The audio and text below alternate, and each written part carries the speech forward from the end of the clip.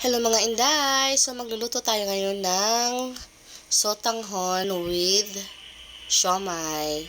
So ito mga inday, patsamba lang to ha. Lutong simple lang to mga inday. So budget meals. So yan lang kasi yung budget ko for that day. So yan lang yung niluto ko. Tayo mga nanay talaga mga inday ay maghanap talaga tayo ng mas makamura tayo mga inday, no? Tas maraming makakakain. So, ang hirap talaga mag-isip ng mga ulam, mga inday, ano. Yan din ang kaya ayaw kong magluto, mga inday. Ang nagluluto talaga sa amin, mga inday, yung asawa ko, mga inday.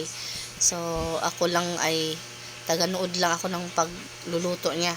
Hindi ko talaga hilig ang magluto, mga inday. So, pag ginising mo lang ako ng bahay, mga inday, wag lang akong paglutuin. Pero no choice ako this day kasi wala yung aking asawa, mga inday. So, kailangan kong magluto kasi wala kaming kakainin for that day.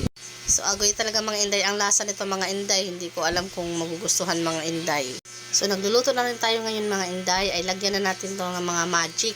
Yan mga magic natin mga inday. O, diba? So, luto na yung unang ulam namin mga inday. Yung pangalang ulam naman natin, sardinas. Ito yung mga ulam ng mga pobre mga inday. Sarap-sarap nito. Halika na. Kain na tayo mga inday. So, nilagyan ko lang siya ng itlog. At, yan na, charan. Diretso na po yun mga inday. Prito lang. Ito yung gustong gusto kong luto mga inday sa sardinas. So, hindi ko siya binuo. Pinascramble ko siya mga inday para maluto pati yung sardinas. Ang sarap mga inday. Napadami ang kain ko nito mga inday. Oy. Maraming salamat sa panonood.